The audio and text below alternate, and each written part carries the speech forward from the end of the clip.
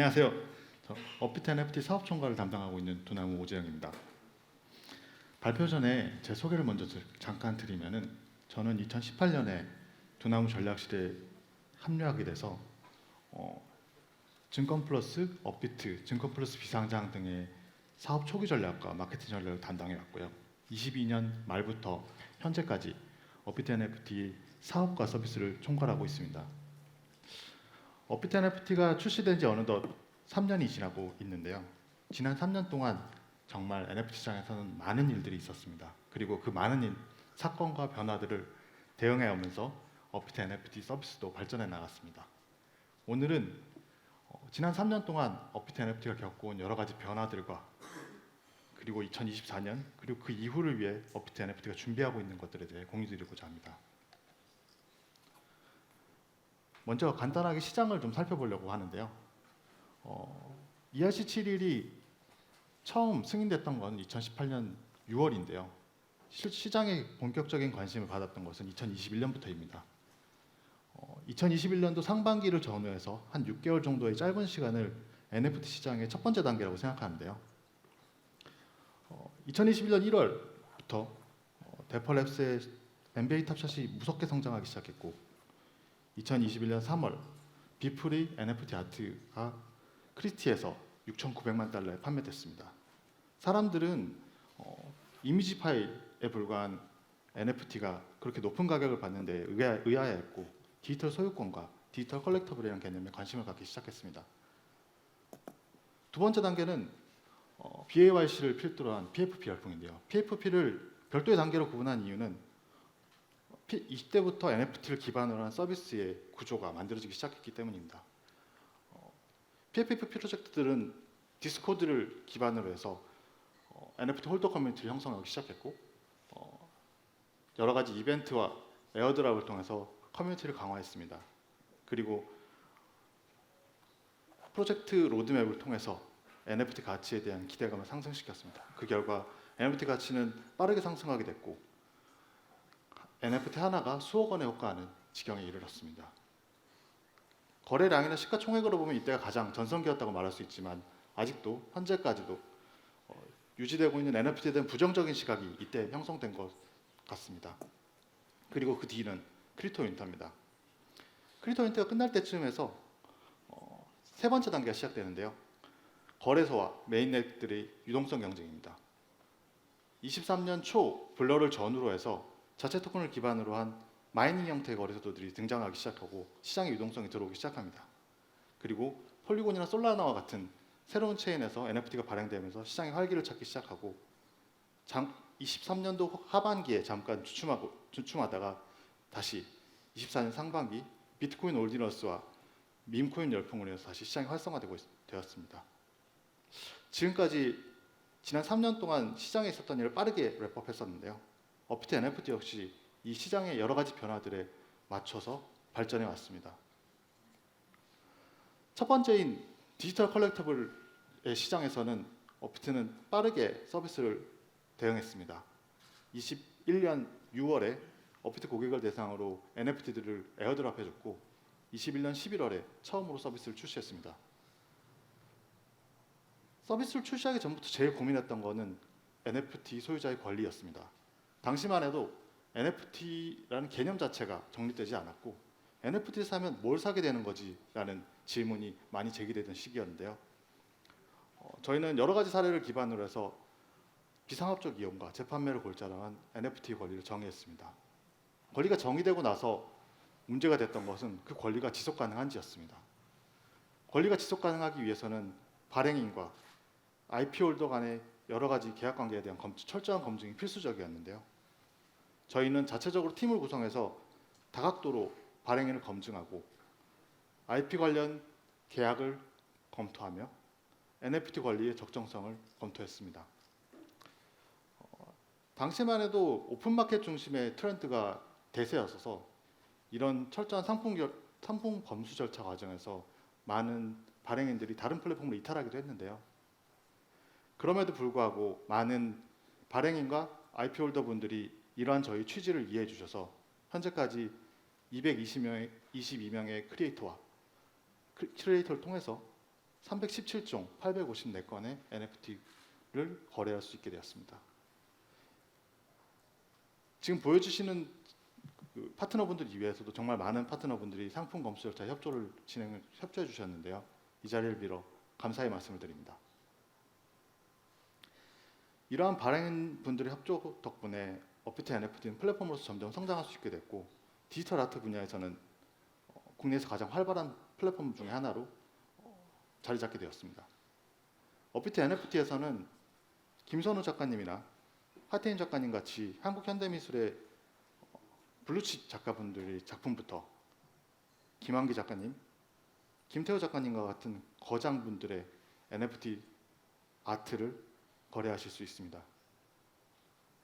또한 최근에는 다양한 파트너들과 캠페인을 진행하고 있는 두나무 ESG 팀과 같이 협업하면서 참여형 컬렉터블로서 점차 발전해 나가고 있습니다. PFP 시장은 국내에는 글로벌 시장보다 좀 더 늦게 시작했습니다. 22년 6월에 푸빌라가 발표되고 그 이후부터 이제 다양한 대기업 계열의 NFT들, 벨리곰이나 원둥이 같은 애들이 출시되었는데요. 업비트 NFT에서도 2022년 11월 피네이션의 사이거가 출시되면서 트렌드를 맞춰 나갈 수 있었습니다.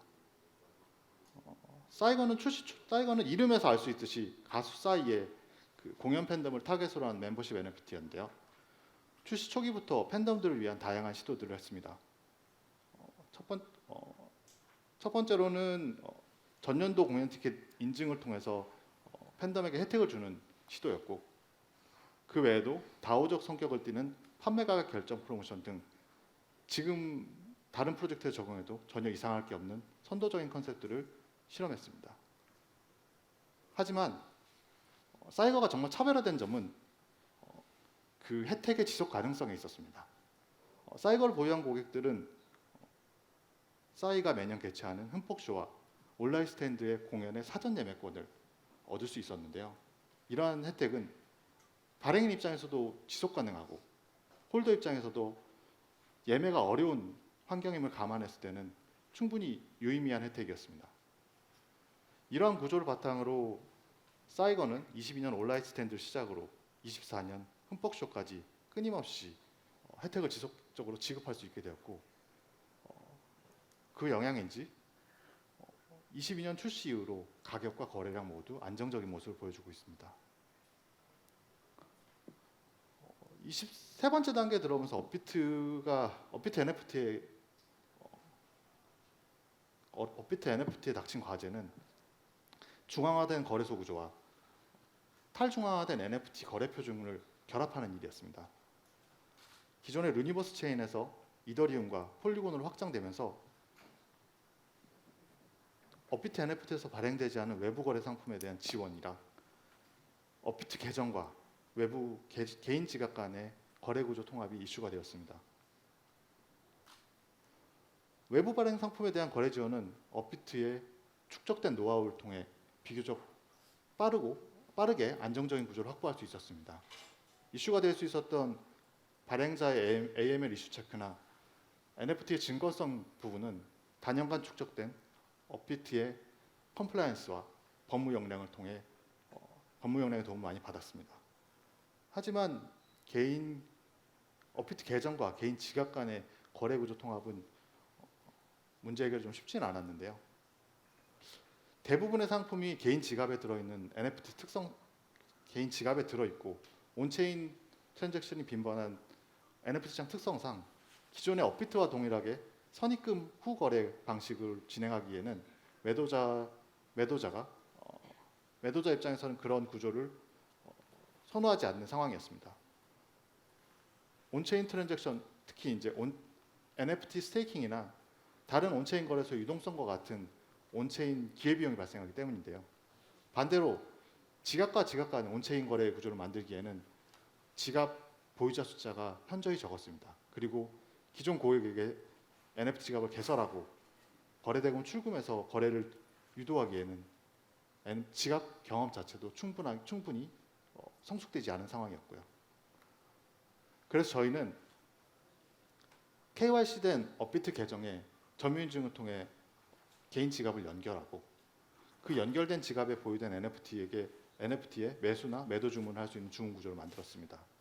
주문이 체결되면 매도자의 지갑에 있는 NFT는 업비트 하드월렛으로 들어가서 매수자에게 지급되고 매수자의 거래대금은 매수자의 계정에서 매도자의 계정으로 이전되게 돼서 매수자, 매도자 모두 각자만의 방식으로 편리하게 거래를 진행할 수 있게 되었습니다. 이런 구조를 통해서 저희는 관련 규제를 준수하고 업비트의 높은 거래 유동성을 활용하면서 온체인 서비스의 확장성을 가질 수 있는 구조를 확보하게 됐습니다. 지금까지 시장과 업비트 NFT가 겪은 지난 3년을 빠르게 설명드렸는데요. 그럼 2024년 이후 NFT 그리고 웹3 시장은 어떻게 변할까요? 아까 말씀드린 그 거래량이나 이런 측면에서는 아까 말씀드린 밈코인 열풍이 좀 사그라들면서 다시 걱정의 목소리가 많아지고 있는데요.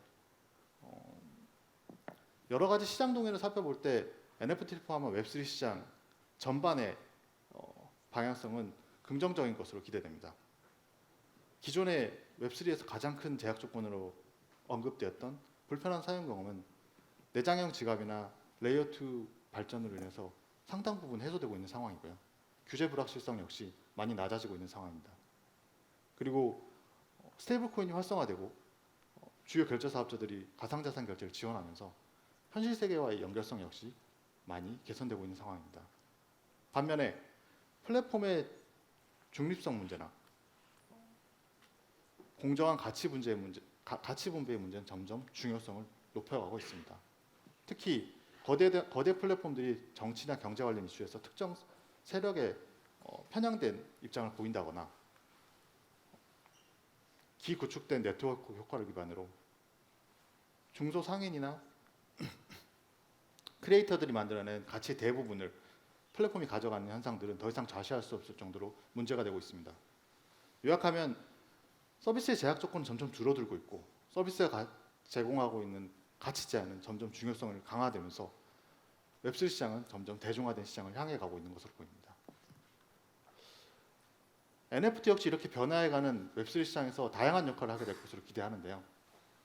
기존의 NFT가 가졌던 디지털 컬렉터블, 디지털 수집품으로서의 역할 이외에도 EAS 등을 연계한 디지털 인증서, 증명서의 역할을 하기도 할 것이고요. 오프라인과 연계돼서 티켓이나 디지털 쿠폰의 역할도 하게 될 것입니다.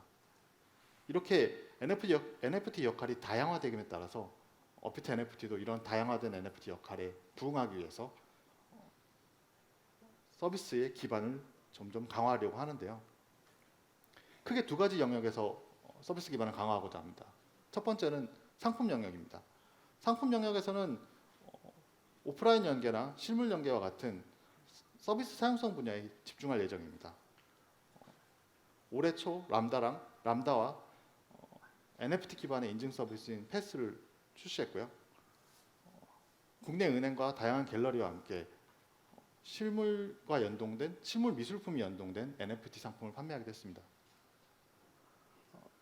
고객 관점에서는 규제 변화에 맞춰서 사용자 기반을 점점 확대해 나갈 예정입니다.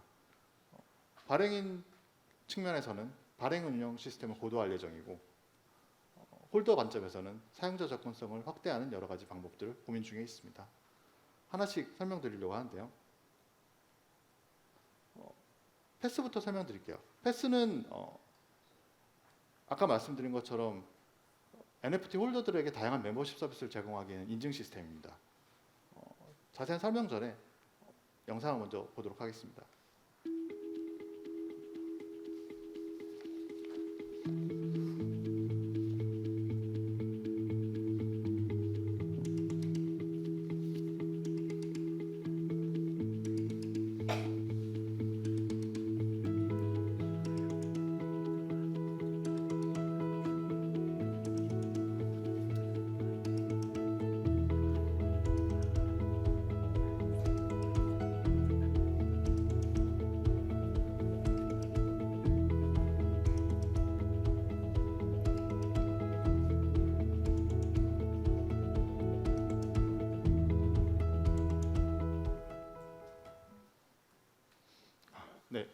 보신 동영상은 패스 서비스를 지난 8월에 오픈한 아르테미듐 부산에서 적용한 케이스인데요. 일반적인 웹2 서비스의 편리함은 물론이고 NFT와 연동된 다이나믹 QR 코드를 사용해서 보유자 이외의 사용을 원천적으로 차단한 케이스입니다. 현장에서 실제 사용자나 전시관 측의 반응도 매우 긍정적이었습니다. 패스를 이용한 현장 인증 서비스는 입장권뿐만 아니라 각종 예약 확인이나 연계 MD 할인 등 다양한 방식으로 테스트를 진행 중에 있고요. 그 이외에도 온라인 인증이나 쿠폰 사용 형태로 패스를 사용하는 구조 역시 개발 예정입니다. 상품 측면에서 두 번째로 시도하고 있는 것은 실물 NFT, 실물 연계 NFT입니다. 미술품이나 명품, 트레이딩 카드와 같이 보관이나 감정의 이슈가 있어서 거래에 제약이 있는 상품들을 NFT화해서 거래의 편의성을 높이는 시도인데요. 발행인이 실물을 믿을 수 있는 파트너에게 수탁하고 실물 관련 이슈를 해소하면서 NFT를 업비트 NFT를 통해서 NFT화에 판매하는 방식이고 업비트 NFT를 통해서 유동성을 공급받는 방식입니다.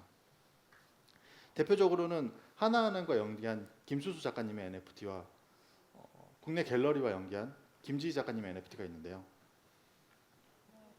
그림에서 보시는 것과 같이 실물 감정이 끝난, 진품 감정이 끝난 NFT를 은행의 수장고와 갤러리에 보관하고 그와 연동된 NFT를 NFT화해서 판매하는 방식입니다.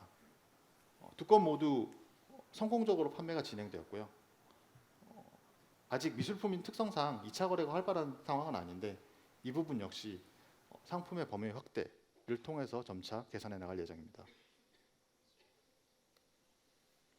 고객 측면에서는 발행인과 홀더 양면 고객 모두의 접근성을 확대시킬 예정인데요. 우선 내년 상반기까지 발행인 관리 시스템을 전면 개편할 예정입니다. 기존에는 업비트 NFT에서 NFT를 판매하기 위해서는 상품 정보 등록부터 시작해서 다양한 업무를 업비트 사업개발팀과 함께 논의를 했어야 되는데요. 이러한 것들을 모두 시스템에 내재화할 예정입니다. 장기적으로는 CP들의 요구사항 중 하나였던 멀티체인 발행과 아까 말씀드린 각종 패스나 실물 연계와 같은 다양한 서비스 구조를 지원하면서 판매뿐만 아니라 다양한 목적의 NFT 생태계를 지원할 수 있는 기반을 마련할 예정입니다. 네. 마지막으로 홀더 접근성 확대 부분인데요. 업비트 NFT는 기존에는 모든 NFT를 가상자산으로 취급했기 때문에 고객 확인이 완료된 고객을 대상으로만 서비스를 지원했습니다. 그런데 올해 6월에 금융위의 가상 NFT 관련 가이드라인이 발표되면서 이러한 제약들이 많이 해소되게 됐는데요. 이전부터 저희는 다양한 방식으로 이러한 고객 접근성 해소 불편을 해소하려고 시도를 많이 해왔습니다. 올 초에 출시한 NFT 기프트 드롭이 그 예시인데요. 아르테뮤지엄 케이스와 화백 케이스가 있습니다. 아르테뮤지엄은 아까 보여드린 아르테뮤지엄 부산 전시관 내에 QR코드를 배치하고 이를 활성화하면 기념 NFT를 발행해주는 시스템이었고요. 전시 기간 중에 약 8,000명 고객이 NFT를 신청해 주셨고 대부분이 신규 고객으로 전하는 성공적인 성과를 이뤘습니다. 화백 케이스는 JTBC에서 방송된 화백이라는 방송 내에 선착순 시청 인증 NFT를 발행하는 QR코드를 게재한 건인데요. 매회 준비됐던 NFT 모두 소진되면서 성공적으로 테스트를 진행할 수 있었습니다. 네.